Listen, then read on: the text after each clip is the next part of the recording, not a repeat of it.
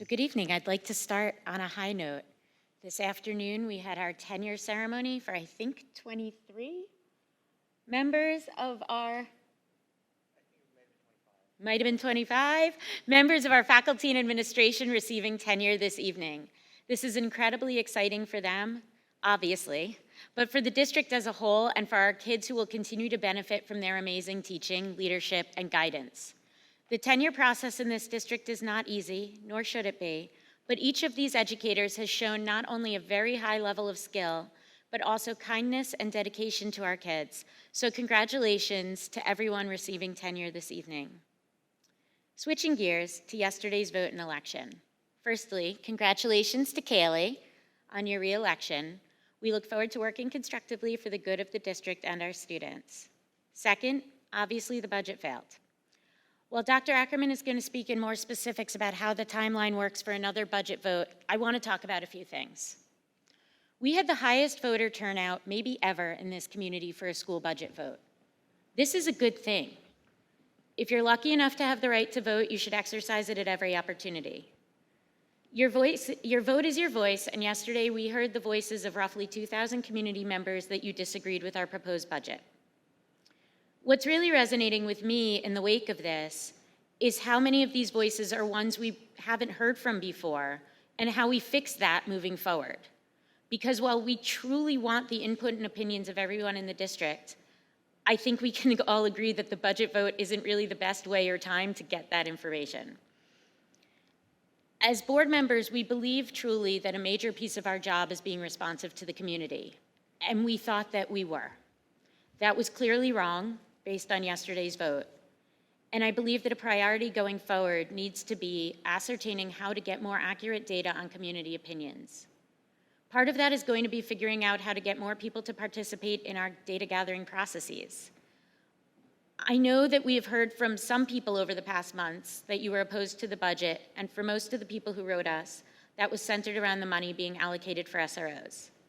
The number of people who reached out to us opposing SROs, however, paled compared to the feedback we received over the past 18 months through surveys, focus groups, and emails demanding SROs. We truly believed that the budget we put forward reflected the wants of the majority of the community, and we were very clearly wrong. So here is my ask of the community. Please engage in our feedback process with the same vigor in which you engaged with the vote. Keep voting. 3,000 voters, while high for here, is still a fraction of the electorate eligible to vote. You will be receiving a survey over the email in the next 24 hours, asking for feedback as we prepare our next iteration of the budget. It will be anonymous, but please help us make it useful information. Only take it once per voter, and only if you're actually a registered voter. I know I keep repeating it, but we really are trying to respond to the community, and we can't do that without accurate data. I know that whichever way you voted yesterday, you did it out of care and concern for our children and our schools. There were people who were adamantly opposed to our budget who gave hours of their day yesterday to ensure a safe and smooth electoral process, because that's the community we live in and the kind of community we want to live in. We are engaged and we can disagree with each other, and we will move forward and come out together for the good of our kids. I believe in our team, and while this isn't the outcome I hoped for, the community has spoken, and we will regroup, and we will come out stronger for it. I truly believe that and hope you will partner with us to make it so. Is it okay if I add? Yeah. A little bit? So, listen, we really have to embrace democracy. It was in action yesterday, and I feel like we had many families last night give us a very clear message about how this community felt about additional police officers in the budget.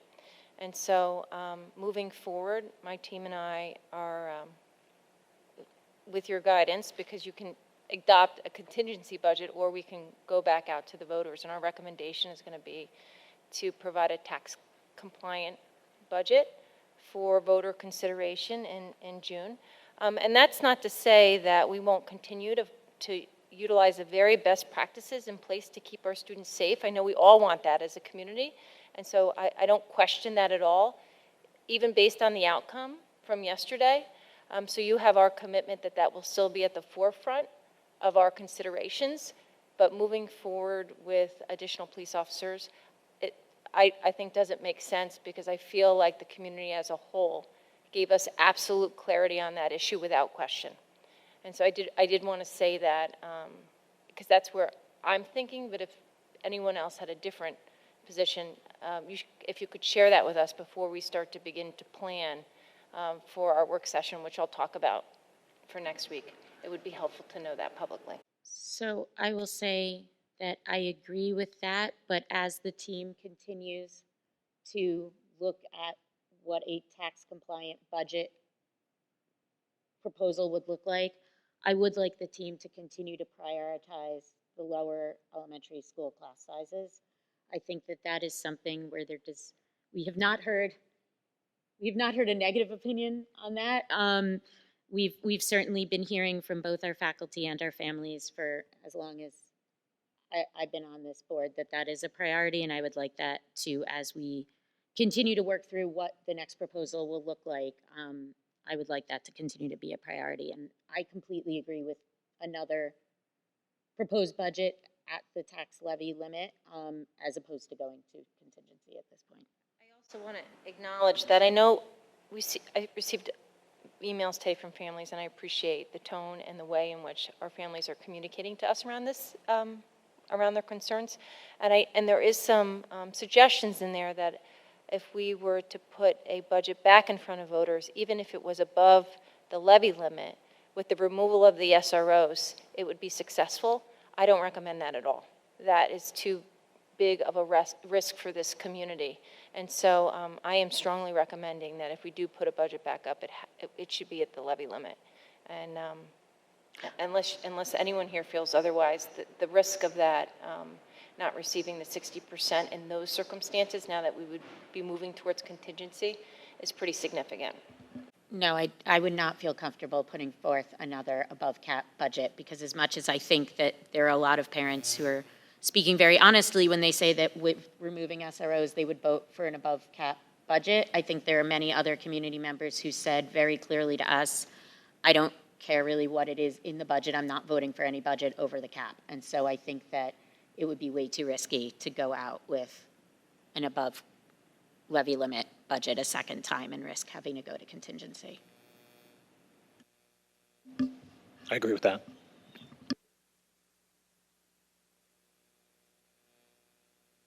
Yeah, I would like to add a couple of things as well. First of all, congrats to all of our newly tenured teachers, and congrats to Kaylee on the election last night. I also want to take a moment and reflect on the budget vote last night. Hillary, you and I have a lot of the same themes in our messages. It's become very clear that we got it wrong. We thought we were giving the community what they wanted. We thought that it would be worth it to you to go over the tax cap, to give you those items that we felt the majority of people have been asking us for over the course of the last 2 years.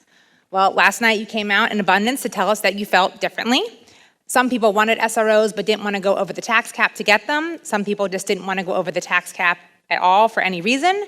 And some people just didn't want SROs at all. And all of those are really valid reasons. The whole point of voting is that we get the community's opinion. In the end, over 3,000 people came out and voted, which is actually really amazing. We haven't had this kind of turnout for an in-person vote since the late 70s or early 80s. I checked.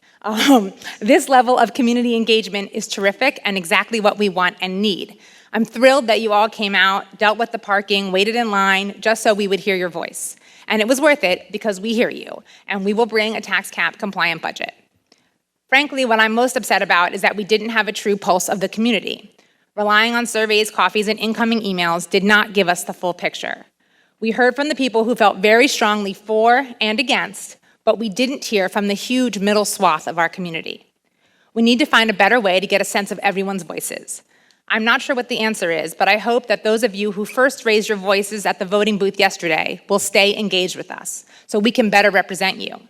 We need to do a better job of both finding the consensus and discovering new methods in which to find it.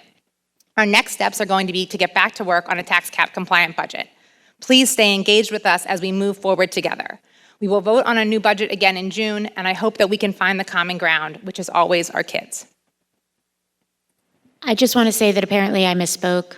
There is a survey going out, and it's not anonymous because we may want to get additional feedback based on people's suggestions. So it is going to be open-ended of what are you hoping to see in the next budget iteration, but we will be asking for your name so that we can follow up if there are things that we don't know or don't understand. But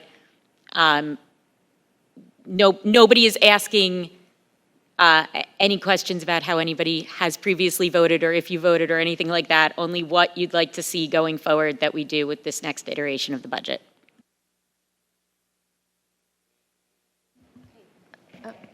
Anything else? I do want to just take a moment just to thank our community. I'm so humbled and overwhelmed by the tremendous support from the community. We have work to do, and we need to come together and try again to do better, all of us. And I have faith that we can. I do. The community is telling us to do better. We have been given another chance, and I'm confident that my board and I with the administration can figure out a way to get back on track and move us forward. I thank my fellow candidates for putting themselves out there and engaging in this process to serve our community. I know we're asking the community to give us more feedback, but I don't believe that feedback alone or surveys alone is the way that boards govern. I think the balance of the feedback with that we get from the community should be balanced with our judgment. It doesn't substitute the board's judgment in what we think is the right direction for the community. So I just want to put that out there, and I would like the administration to prepare a tax cap compliant budget.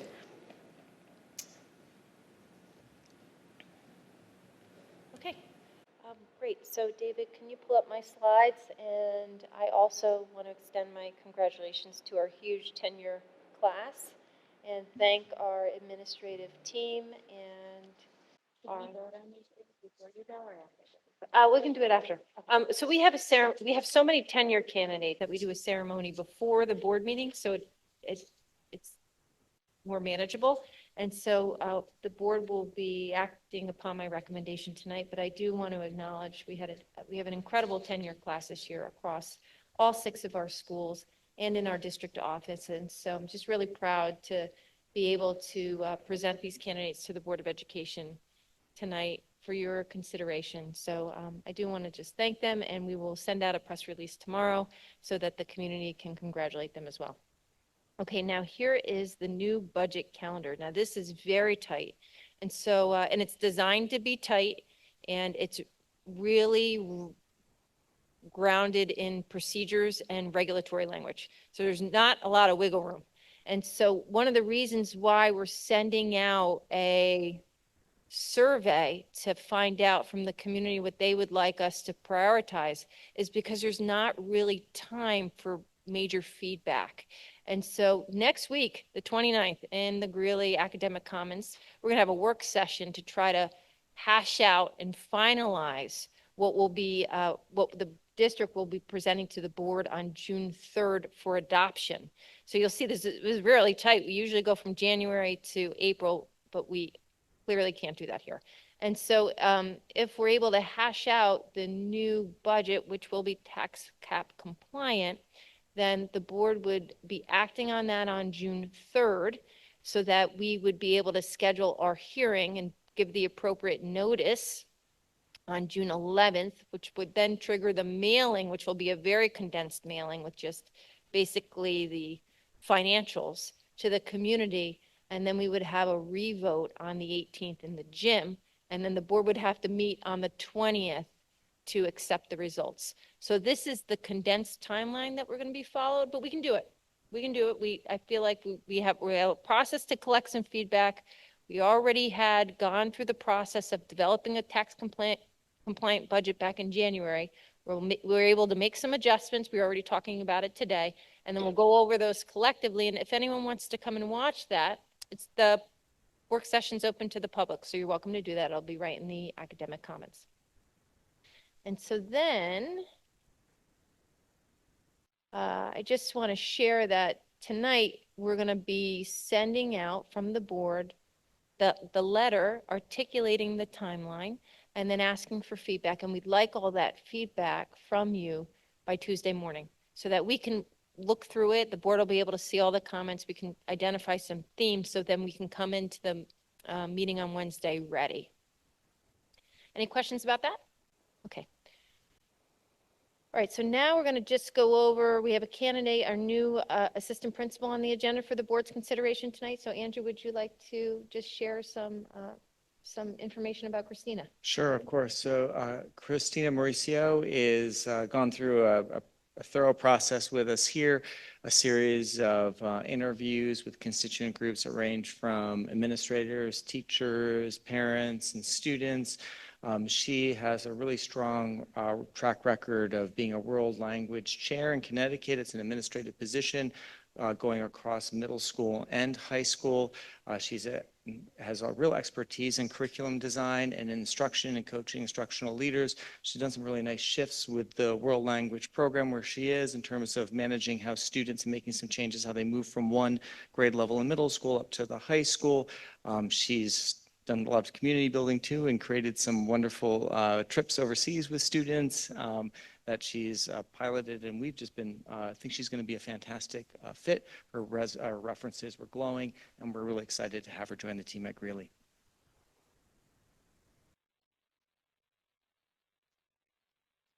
The AJC had done focus groups for us, and they have provided the executive summary, which I've shared with the Board of Education of those focus groups, and that will be placed tomorrow on the Culture, Community, and Belonging web page on our mainframe under the Middle East update. So if any of our families would like to review that, that's where that will be housed. And I'm happy to report a lot of the concerns that were brought forward in those focus groups we've addressed by some of the adjustments that we've made in our work. So I appreciate our parents for giving us feedback through that process. And if anyone has any questions about the executive summary after you review it, you can certainly call myself or Andrew because we work closely with AJC and we'll be able to answer your questions. The last thing before we just look forward into our schedule ahead is I just wanted to share on the agenda tonight. There's a SMOA addressing class size in 7th grade for Belfort this year because we came up with a settlement around section load and trying to make sure that we have clarity when we need to support teachers because they have 1 or 2 additional students that enter in the classroom during the school year, which we have for our K-6 teachers, but we didn't have it for our 7th grade teachers. So in working with the union, we came up with a settlement agreement to address that concern because it's not clarified with specificity in the contract. So that's about this year. And it doesn't apply to next year. So I just want to make that clear to the community if they have questions about that on the agenda. And so that is the end of my report. Just a reminder, we're off on Friday. We're off on Monday for Memorial Day. We have our work session here at 12 noon on Wednesday. And then we start to have our spring concerts. We have our musical next week. And on the 3rd will be our budget adoption meeting, and that will take place here. And again, we'll be sending this all out to the community tonight. And then on the 5th, even though we don't have a meeting that night, we're still going to have a retiree celebration at 4:30 because we've already established that. So thank you, and that's the end of the superintendent's report.